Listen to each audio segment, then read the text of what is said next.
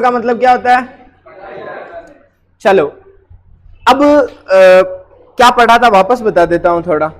वो गोताखोर होते हैं जो समुद्र के अंदर वो कुछ चीजें ढूंढते हैं, वो है ना, वो अगर समुद्र के अंदर जाएंगे तो जैसे नीचे उतरते जाएंगे वैसे वायुमंडलीय दाब क्या होता जाएगा? बढ़ता, पानी का दाब बढ़ता जाएगा।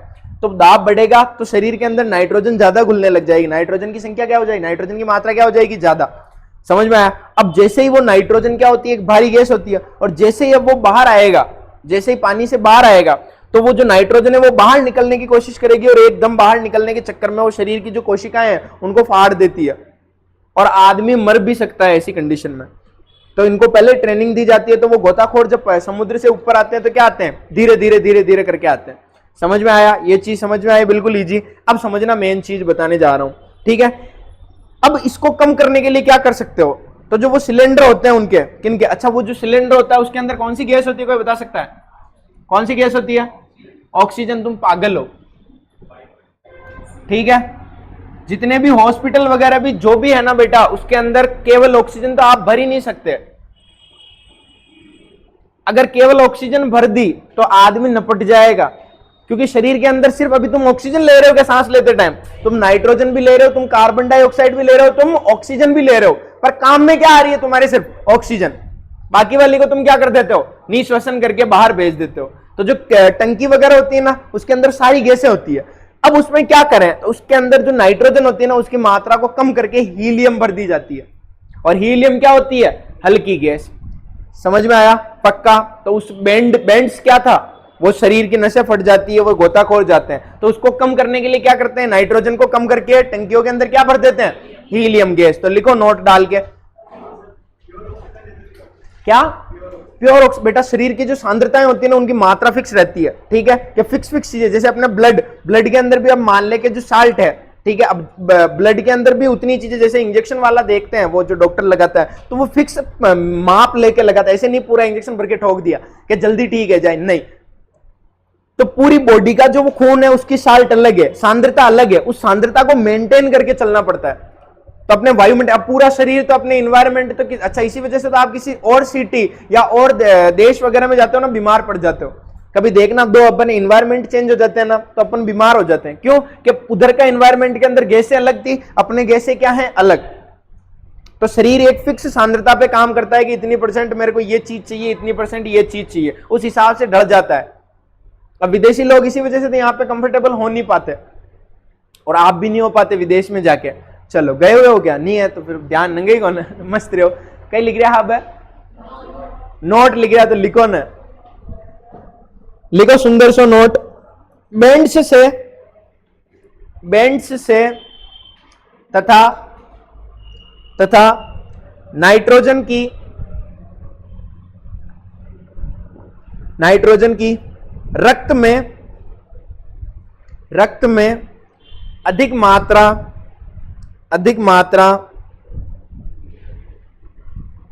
मात्रा में जहरीले पदार्थ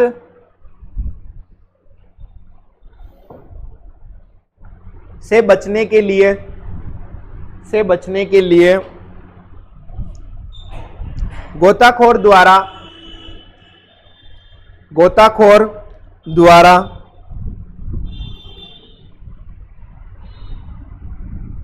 श्वास के लिए उपयोग में ली जाने वाले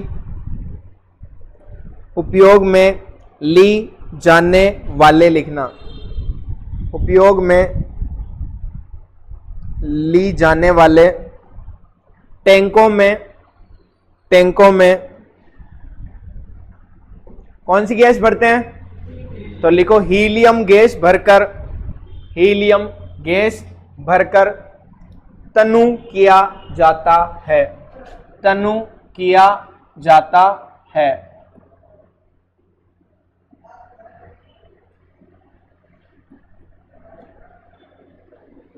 नेक्स्ट मांदगी है अपने, मांदगी समझते हो? बीमारी, नई बीमारी अपने हाथ लगी है, एनोक्सिया।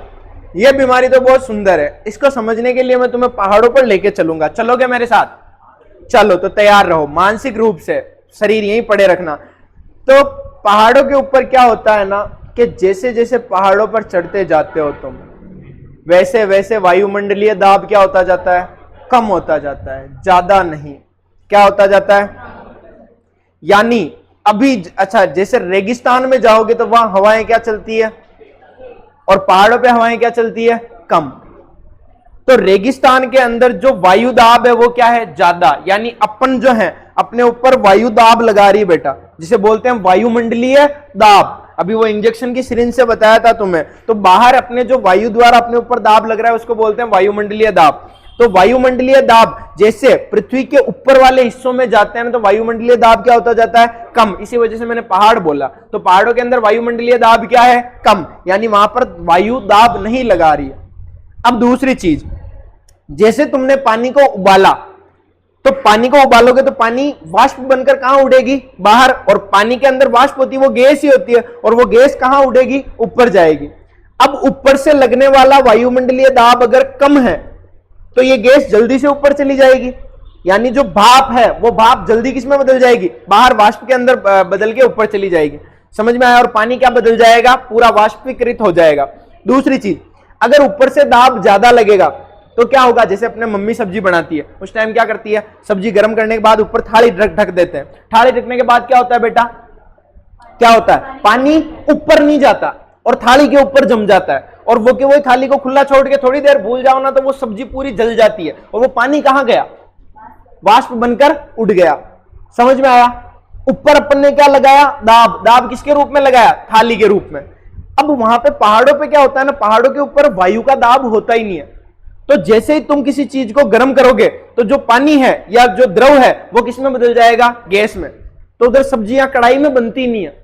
बनाबा अगर थोड़ी देर गैस ऑन की दो, पानी हारो उठ जावे, हुकी हुकी साग ला दे, तो बच्चों दाल बनाबा के लिए काम में ले, प्रेशर कुकर, कुकर के अंदर बनाई जाती है वहां पर दाल, जिसकी वजह से दाल बन जाए। समझ में आया? तो वहां पर वायु दाब क्या होता है? कम। वायु दाब कम है, इसका मतलब वहां पर ऑक्सीजन की मात्रा भी क्या होगी? कम। और जहां पर ऑक्सीजन की मात्रा कम होती है, दिमाग लगाना, दिमाग लगाना, अपनी बॉडी को कौन सी गैस की सबसे ज्यादा आवश्यकता होती है? मस्तिष्क को किसकी आवश्यकता होती है? ऑक्सीजन। अगर ऑक्सीजन कम मिलेगी तो मां तो कम काम केरी। जो पहाड़ के ऊपर रहते हैं उनका मस्तिष्क कम काम करता है, बांडे होते हैं वो। समझ में आया? और इसी मांदगी को क्या बोलते हैं? एनोक्सिया। इसी मांदगी को क्या बोलते हैं? बीमारी। और ठीक है, क्या बोलते हैं? एनोक्सिया। तो एनोक्सिया क्या है? पहाड़ों के ऊपर वायुमंडलीय दाब क्या होता है? कम, जिसकी वजह से ऑक्सीजन क्या होती है? कम, जो रक्त में घुल नहीं पाती है। इस वजह से पहाड़ों पर रहने वाले लोगों की मानसिक संतुलन क्या होता है? कम, और उनको बीमारी हो जाती है। समझ में आया? उसी को क्या बोलते हैं? एनोक्सिया। तो हेडिंग डालो, एनोक्सिया। क्या? ऋषि मुनि दिमाग से पैदल होते हैं, इस वजह से वहां पर शांति होती है, इस वजह से शांति के लिए जाते हैं वो। क्या हंस के पागल हो गया तुम? शांत, पीस, वो वाली शांति नहीं। लिखो, ऋषि मुनि बापड़ा सीधा सिंपल आदमी, और मैंने यूट्यूब पे नहीं जरबा खुआ वो शांत हो। लिखो, अधिक ऊंचाई वाली, लो पहाड़ लिखे को नंबर की बात में लिखो, अधिक ऊंचाई वाली, अधिक ऊंचाई वाली जगह पर ऑक्सीजन का आंशिक दाब, ऑक्सीजन का आंशिक दाब, ऑक्सीजन का आंशिक दाब सतही स्थानों से, सतही यानी अपन जैसे बीच में रहते हैं सतह के ऊपर, सतही स्थानों से कम होता है।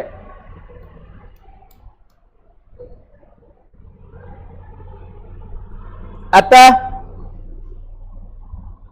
इन स्थानों पर रहने वाले, अतः इन स्थानों पर रहने वाले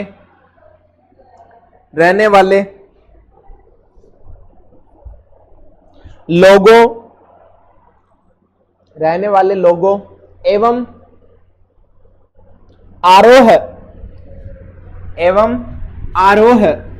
आरोह किसे बोलते हैं? जो पहाड़ की चढ़ाई करते हैं बेटा, उनको क्या बोलते हैं? आरोह। कोष्टक में लिख देना, पहाड़ की चढ़ाई करने वाले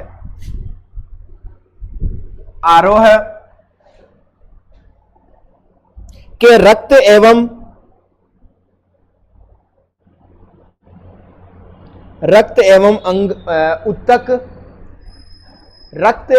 ऊतक में ऑक्सीजन की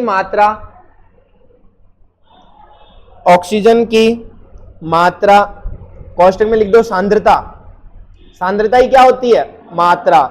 तो लिखो कम हो जाती है जिससे वे कमजोर हो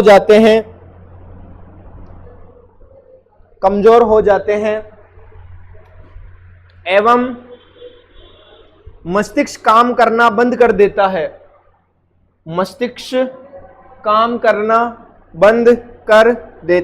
है।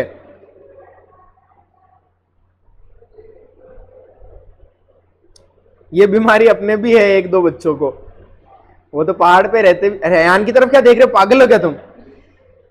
अयान नहीं है बेटा तेरे ऐसे, वाह ऐसी कोई दिक्कत नहीं है, पागल है ये सब तो। अयान ऑक्सीजन लेता है बरोबर पूरी। क्या लिखा? करना बंद कर देता है। इसी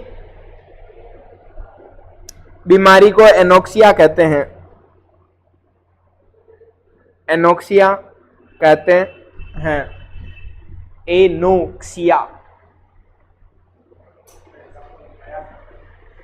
एग्जाम्पल में लिख दो यहाँ, सॉरी चलो, अरे नहीं लिखना एग्जाम्पल के लिए। अर्शिता बेटा यहाँ से कोई दुश्मनी है क्या? बता देना भाई। चलो यहाँ इसके बीड़ी का बंडल टाइम पे लिया है, अगर ये देख ले अभी गुस्से में है। चलो अब बढ़िया टॉपिक चलने वाला है बिल्कुल। अब एक पूरा पोर्शन खत्म हो गया बढ़िया शानदार तरीके से। अब चलेगा अपने वाष्प दाब। इतना हार्ड है जिसकी कोई सीमा नहीं है। इसकी परिभाषा में तुम पागल हो जाओगे। क्या पढ़ने जा रहे हैं अपन? वाष्प दाब। वाष्प के द्वारा लगाए जाने वाला दाब क्या कहलाता है? बस इतना सा टॉपिक समझ में आया? तो किसी भी वाष्प द्वारा लगने वाला दाब क्या कहलाएगा? सर एग्जाम्पल बताऊं पक्की बात। दूध के ऊपर कभी थाली रख के या कुछ वो जाली वगैरह रख के थोड़ी देर साइड में बैठ के देखना, बस उसको बंद मत करना, देखना वो जाली हट जाती है। क्यों हटी भाई? अच्छा कुकर की सीटी ऊपर हो जाती, क्यों भी भाई? जो तुम्हारा वाष्प है वो क्या कर रहा है? दाब लगा रहा है, उसी को क्या बोलते हैं? वाष्प दाब। ये चीजों से भी मन ना भरे तो बनी हुई रोटी होगी गोल, आती है बनाना लड़कियों, उस गोल रोटी के अंदर उंगली डाल लेना, गरम गरम रोटी के अंदर। कुकर की सीटी को जाम करेगा ये, ठीक है? तो इसके घर चल के अपन सब देखेंगे कुकर की सीटी को जाम, ये खुद ही उड़ेगा फिर घर में। चलो अब क्या पढ़ना है अपने को? वाष्प दाब। इतना सिंपल टॉपिक था वाष्प दाब। अब एक क्वेश्चन मैं तुमसे पूछना जा रहा हूं। ये मान लो कोई पात्र है, मान लो भगोनी। क्या है बेटा? भगोनी। और इसको तुम नीचे से क्या कर रहे हो? गर्म कर रहे हो। और इस भगोनी के अंदर भरा हुआ है पानी। क्या भरा हुआ है? पानी। एक बात बताओ, वाष्प कहां से बनेगी? पानी पिलाओ उसको, पानी की वाष्प बनेगी। चलो अब दिमाग लगाना, ये है पानी, बीच वाला पानी, और ये है सतह वाला पानी। वाष्प कहां से बनेगी? सतह वाले हाथ खड़ा करोगे, वाष्प सतह वाले पानी से बनेगी। वाष्प का मतलब भाप, भाप, भाप। वो भाप ये ऊपर वाली लेयर से बनेगी या अंदर वाले पानी से बनेगी? कितना सिंपल प्रश्न है यार, ऐसे क्या कर रहे हो? अंदर से बनने वाले हाथ खड़ा करो और सतह वाले हाथ खड़ा करो, सतह से बनेगी। एक युवराज, हाँ दोनों में किया। चलो युवराज बोल रहा है दोनों में, अपने घर देर है अंधेर नहीं है। मेरे हिसाब से तो सतह पे बनेगी। पूछो कैसे? देखो पानी का एक कण होता है ना, वो दूसरे कण के बीच में, इनके बीच में कुछ चल रहा होता है, ठीक है? कुछ ना कुछ ऐसे जायज या नाजायज संबंध होते हैं दो पानी के कणों के बीच में, इनके कुछ चल रहा होता है। रात को बात करते बाबू थाना खाया क्या, तो इन दोनों कणों के बीच में कोई आकर्षण होता है। समझ में आया? इन दोनों आकर्षण की वजह से, अभी कभी देख लेना या अभी देखना, इधर तो दिखेगा नहीं तुमको, पानी से वो लाइन बना के खेल रखा है कि कहीं पानी घुस जाता है तो उसको पूरे छोड़ के आते हैं कहीं कोने तक। तो अपन तो आगे वाले कण को पकड़ रहे हैं, पीछे वाले साथ साथ क्यों आ रहे हैं? इसका मतलब एक कण का संबंध किससे होता है? दूसरा।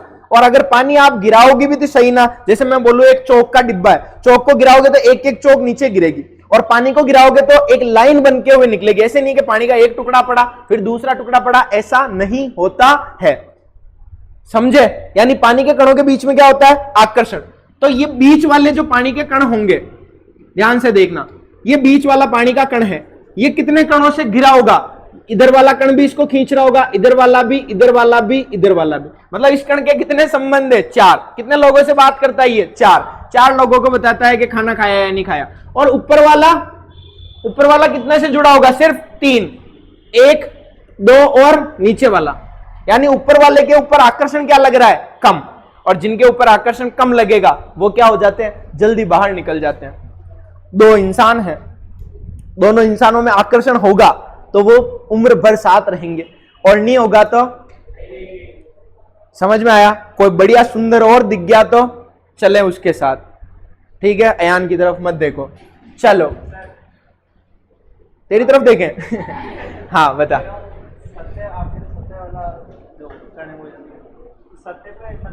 एक सेकंड चुप रहना। हाँ, पानी गर्म करोगे तो नीचे वाला जो पानी वो जल्दी गर्म होगा, वो ऊपर आएगा, फिर वाष्प। कवि कहना चाहता है, कवि का तात्पर्य है कि नीचे जो पानी के कण होंगे उनको गर्म करोगे तो वो ऊपर आ जाएंगे। क्यों भाई?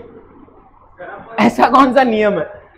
गर्म आप कर रहे हो तो नीचे के कण उष्मा आगे वाले कणों को देंगे, आगे वालों को ऐसे उष्मा का बेटा आगे से आगे चालन होता है। अच्छा ऐसा होता है? अच्छा बेटा ऐसे, रे प्रभु, ऐसा होता ना तो अब आपने कढ़ाई में पानी गर्म किया ना, तो मान लो कढ़ाई के साइड से गर्म करना, इधर वाला पानी गर्म नहीं होगा, सिर्फ उधर उधर वाला ही होता है। ऐसा ही होता है क्या? नहीं, पूरी कढ़ाई का पानी क्या हो जाता है? गर्म। यानी उष्मा आगे से आगे जाती है बेटा, ठीक है? ऐसा नहीं है कि ये कण गर्म हुआ बोला अब ऊपर चलते हैं, चला जा, और फिर भी ऊपर चला भी गया फिर भी तो सतह पे ही आया, तो आंसर तो क्या होगा? सतह ही होगा। समझ में आया? पक्का? चलो तो हेडिंग डालो वाष्प दाब। वाष्प दाब, इसके अंदर लिखो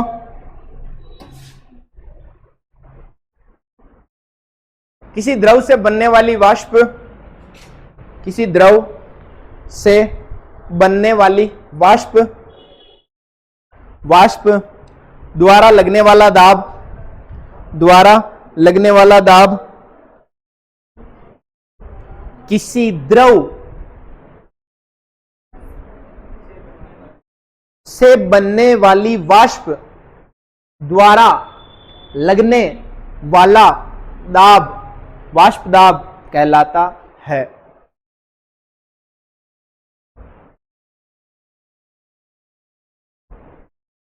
नेक्स्ट पॉइंट लिखो,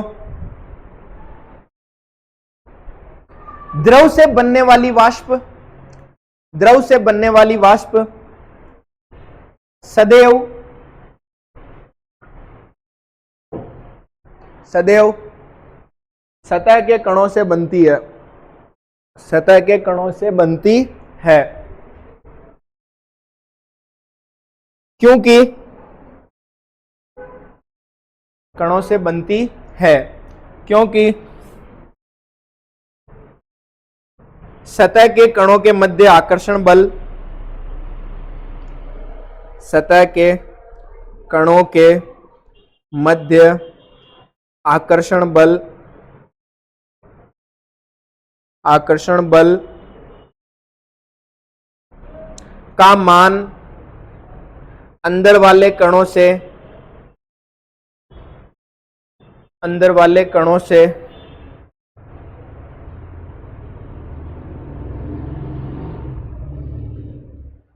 कम होता है।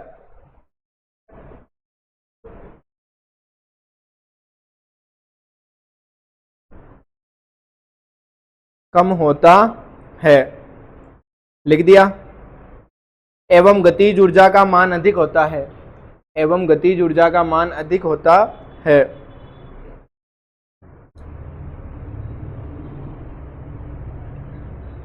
आगे लिखो लाइन छोड़ के, किसी भी द्रव को गर्म करने पर, किसी भी द्रव को गर्म करने पर, गर्म करने पर धीरे धीरे वाष्पन की क्रिया शुरू हो जाती है, धीरे धीरे वाष्पन की क्रिया शुरू हो जाती है।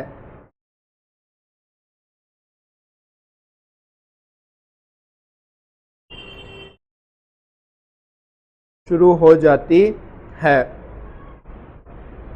एवं कुछ समय पश्चात, एवं कुछ समय पश्चात, चलो पहले ये चीज समझा देता हूं फिर ही लिखाऊंगा। चलो इधर देखो, अब की बार तुम जिस डिब्बे को पानी के गर्म कर रहे हो ना, इसके अंदर क्या है, भरा हुआ है तुम्हारा पानी, और नीचे से क्या कर रहे हो तुम, इसको गर्म कर रहे हो। ठीक है, अब क्या उत्पन्न होने लग जाएगी, थोड़ी देर में यहां से वाष्प बनने लग जाएगी, और ये वाष्प के कण है तुम्हारे। अब समझना, ये वाली चीज तुम घर वाली एग्जांपल से समझ सकते हो।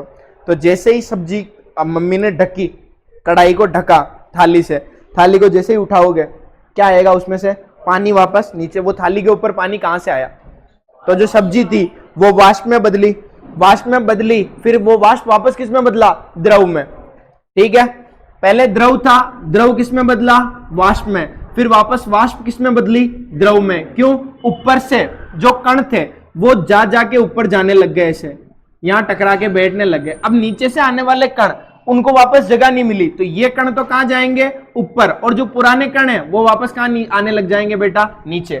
यानी जितना द्रव से क्या बन रहा है, वाष्प, उतना वाष्प से वापस क्या बनने लग जाएगा, द्रव, और क्या आ जाएगी बीच में, एक साम्यावस्था। और साम्यावस्था के, अच्छा साम्यावस्था किसे कहते हैं, जितना अभिकारक उत्पाद में बदल रहा है उतना उत्पाद वापस किस में बनने लग जाए, अभिकारक में।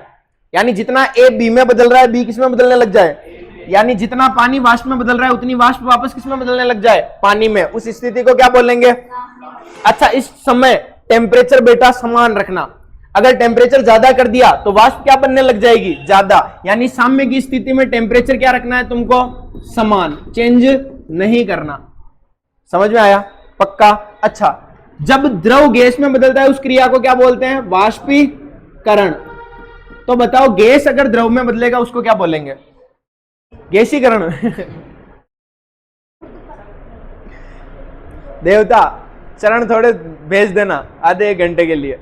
गैसीकरण क्या बोलते हैं उसको, गैस क्या, ऊर्ध्वपातन नहीं, ऊर्ध्वपातन बोलते हैं ठोस किस में बदल जाए, सीधा गैस में। संघनन क्या बोलते हैं बेटा, संघनन।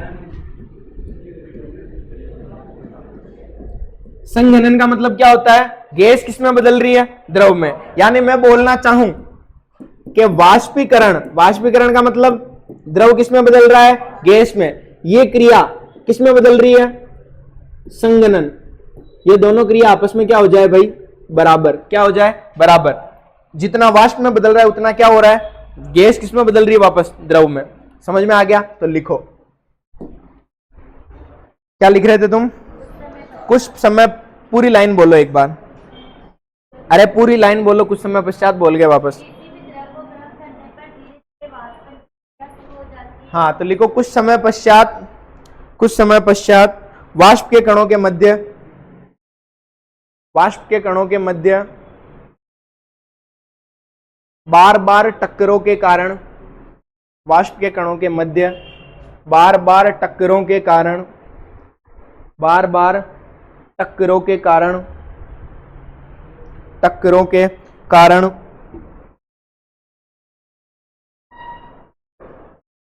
बनने वाली वाष्प का, बनने वाली वाष्प का संघनन, बनने वाली वाष्प का संघनन।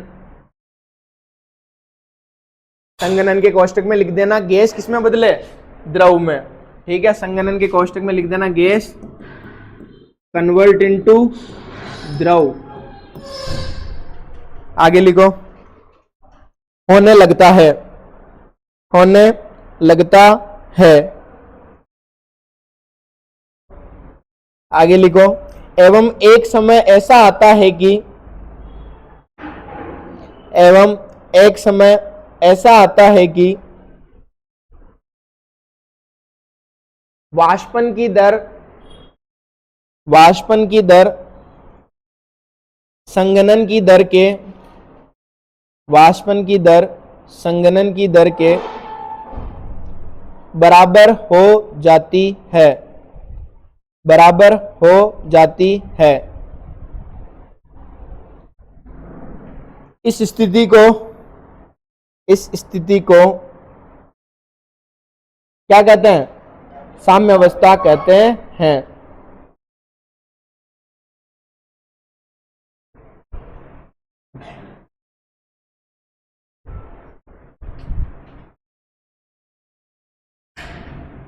नेक्स्ट हेडिंग डालो, द्रव द्रव विलयनों की वाष्प दाब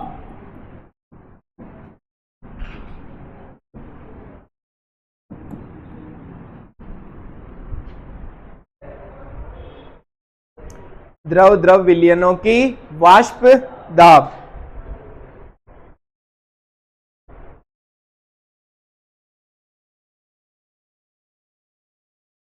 इसके अंदर नोट डाल के लिखो,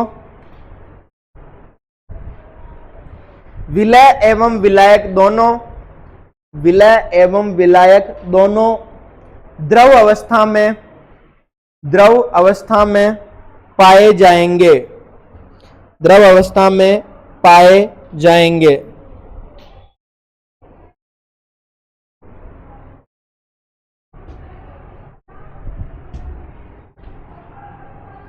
और इसके अंदर दोनों जो द्रव हैं वो क्या होने चाहिए? वाष्पशील। वाष्पशील का मतलब क्या होता है? दोनों की वाष्प बननी चाहिए। ठीक है, अब इसको ढंग से समझना। मेरे पास कोई दिमाग तुमको ही लगाना है इस पूरे टॉपिक के अंदर, अच्छा टॉपिक है ये। ठीक है, मेरे पास कोई एक डिब्बा था, उस डिब्बे के अंदर भरी हुई थी कोई लिक्विड था। ठीक है, इस लिक्विड की वजह से इसकी क्या बनेगी बेटा? गैस, वाष्प बनेगी।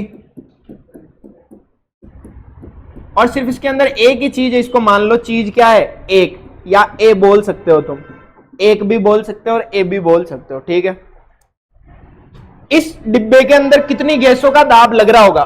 दिमाग लगा के बताओ, कितनी चीज है? एक, तो दाब लगाने वाला भी कौन होगा? एक। तो दाब को अपन किससे डिनोट करते हैं? पी, पी यानी प्रेशर। और किसके कारण लग रहा है? 1 के कारण, तो मैंने यहां लिख दिया P1। समझ में आया?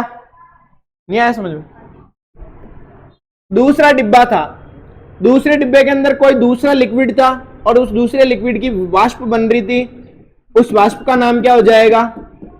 वाष्प नंबर ए, डिब्बा नंबर 2 या बी बोल सकते हो तुम, 2 ही बोल देना तुम तो। अच्छा, इसका दाब लगेगा, उसको क्या बोलेगा? P2। समझ में आया? क्या इस डिब्बे को मैं बोल सकता हूं कि यहां पे बनने वाली जो वाष्प होगी वो शुद्ध होगी? शुद्ध किसे बोलते हैं पहले तो ये बताओ? जिसमें मिलावट ना हो। एक ही सिंपल परिभाषा है शुद्ध चीजों की, जिसके अंदर मिलावट ना हो।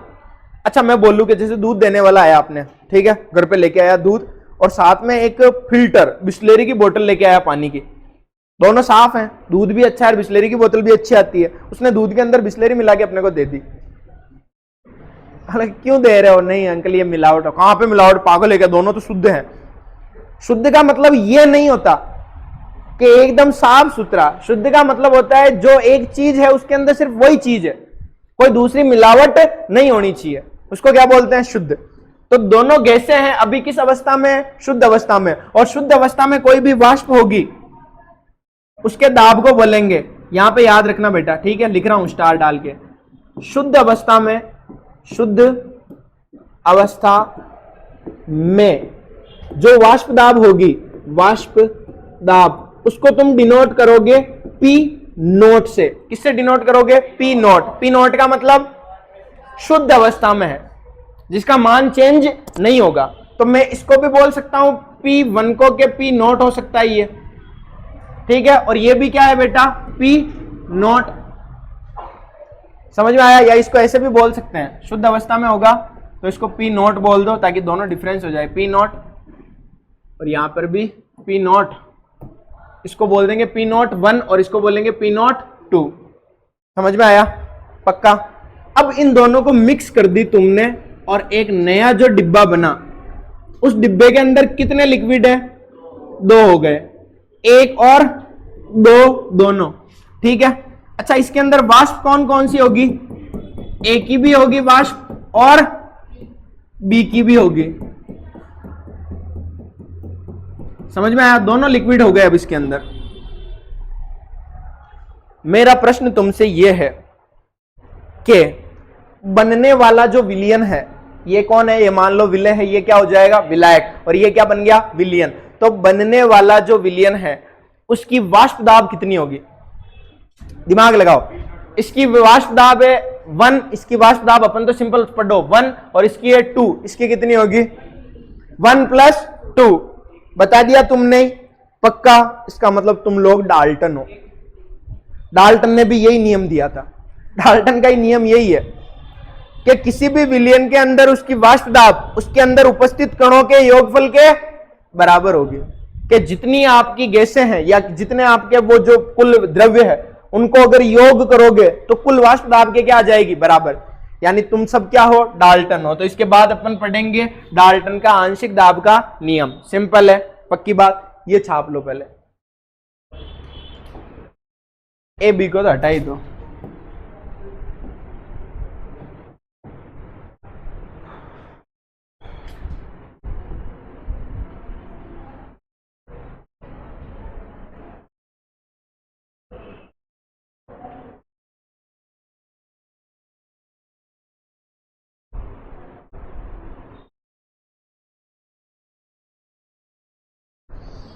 सजना है मुझे सजना के लिए।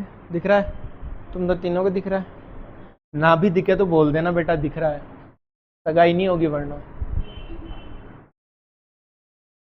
शादी करने वाले आए और बोले दिखता ही नहीं है। माँ का बींदड़ी तो दिखे ही कौन है। शादी के नाम पे उर्वशी राजी हो गई।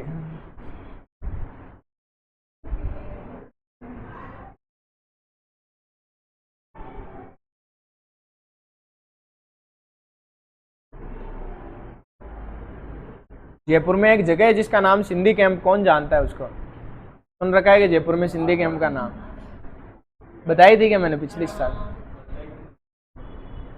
चलो बढ़िया। बस स्टैंड का नाम है, हाँ, सिंधी कैंप। एक जगह है जहाँ सिंधियों ने कैंप लगाया था। उर्वशी भी थी उसमें।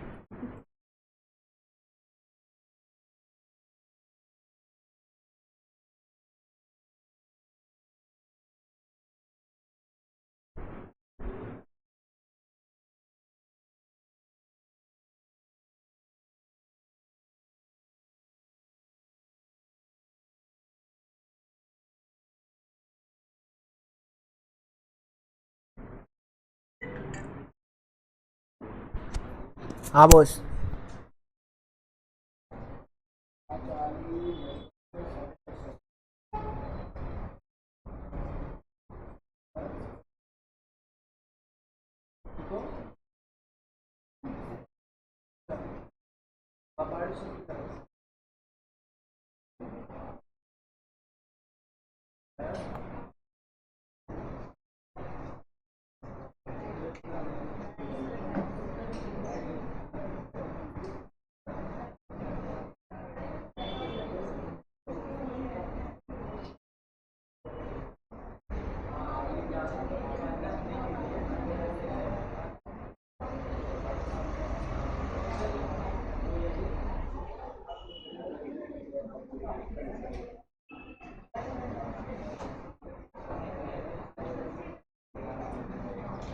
चलो, तो क्या देखा अपन ने अब तक? तो ये 1 और +2 किसके आया? कुल वाष्प दाब के। किसके आया? तो हेडिंग डालो, डाल्टन का आंशिक दाब का नियम। डाल्टन का आंशिक दाब का नियम। डाल्टन का आंशिक दाब का नियम इसके अंदर लिखो। किसी विलयन का कुल वाष्प दाब, किसी विलयन का कुल वाष्प दाब, कुल वाष्प दाब कुल वाष्प दाब उसके घटकों के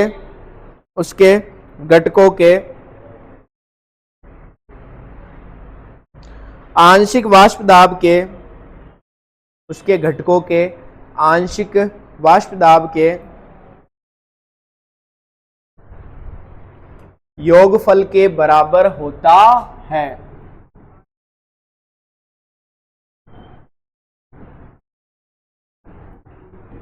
तो सुनो सभी डाल्टन, इधर देखो। अब मैं पूछूं P1 और P2 कितना है, पता नहीं है। क्या ये P1 और इधर जो दाब होगा, इधर भी तो होगा P1 और P2, क्या ये P1 और ये P2 इधर वाले P1 और P2 के बराबर होगा क्या? नहीं बेटा, नहीं होगा। पूछो क्यों? इधर शुद्ध थे दोनों, अब क्या हो गया? अशुद्ध। और दोनों के गैस के कण ज्यादा हो गए, कणों के बीच में टक्करें ज्यादा होगी, द्रव क्या बन जाएगा? ज्यादा, यानी गैस की मात्रा क्या हो जाएगी? कम। समझ में आया? तो ये P1 और ये P1 सेम नहीं है। समझ गए? तो अब अपना नेक्स्ट टारगेट क्या होगा? अपना नेक्स्ट टारगेट है कि P1 कितना है और P2 कितना है। अब बताओ, तुम डाल्टन बन रहे थे ना, अब बताओ इसका आंसर। चलो, नहीं बता सकते? मैं भी नहीं बता सकता है? बता हैं, बोल ना। चलो, नहीं बता सकते तो अब इसको बताने के लिए एक वैज्ञानिक आयत है, मोस्ट इंपॉर्टेंट भाई, एग्जाम का फेवरेट प्रश्न है अपना। यानी अब तक जितना पढ़ा उसके अंदर हेनरी का नियम थोड़ा बहुत खास था, बाकी वाली सारी चीजें 11th की पढ़ी थी अपन ने 12th क्लास के अंदर। अब स्टार्ट हुई है तुम्हारी 12th क्लास, और उसके अंदर पहला डाल्टन का आंशिक दाब का नियम इतना कुछ खास इंपॉर्टेंट है नहीं। कहीं कर रही उठिन अडिन देख ले, खेल रहे हो मम्मू, ये टाबरान मत बिठान बुक रोटी ने पड़े। चलो मम्मी के मम्मी को पढ़ा उठिन। चलो समझ में आयो? तो P1 और P2 को ज्ञात करने के लिए एक वैज्ञानिक आए थे, उनका नाम था राउल्ट। और इसका नियम बहुत ज्यादा इंपॉर्टेंट है अपने लिए कि राउल्ट का नियम समझाइए। तो राउल्ट ने इतना शानदार नियम दिया जिसकी कोई सीमा नहीं है। सीमा को जानते हो बेटा? सीमा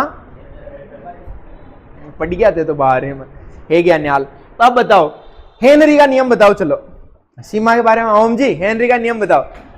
सीमा के बारे में आपने बताया था ना, चलो बताओ हेनरी का नियम। अरे बेटा कल परसों पढ़ा था ना वो कोल्ड ड्रिंक की बोतल वाला, बोलो तो।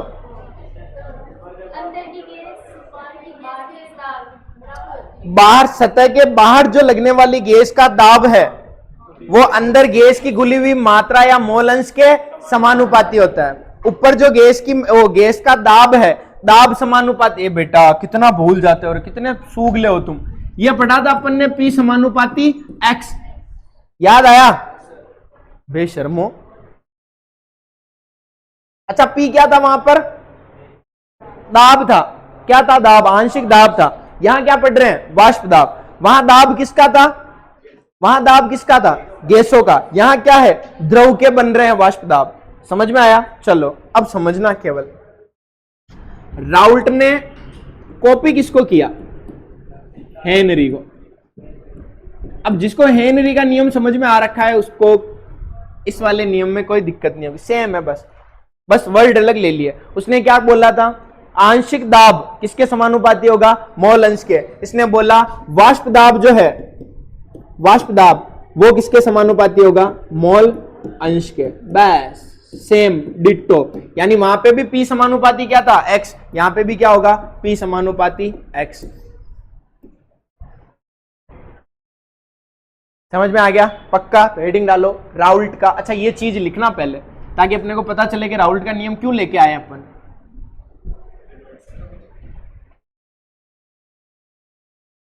ये चीज लिखना केवल, ये ऊपर ऊपर वाली, राउल्ट के ऊपर ऊपर वाली।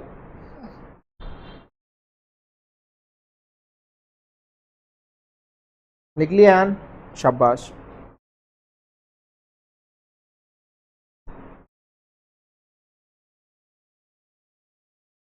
लिखो वाष्प, लिखा रहे हो? लिखो राउल्ट का नियम, इसके अंदर लिखो। रुक गया बेटा।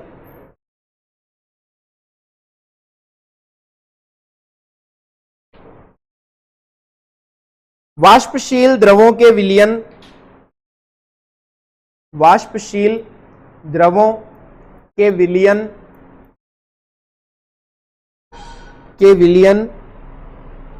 किसी घटक, वाष्पशील द्रवों के विलयन किसी घटक का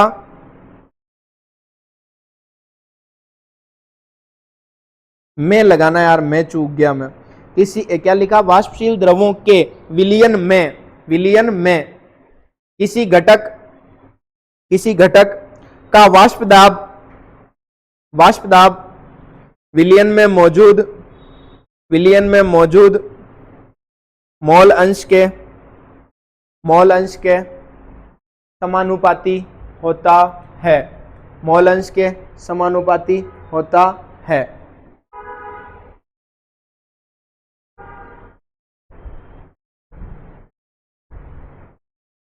लिख दिया।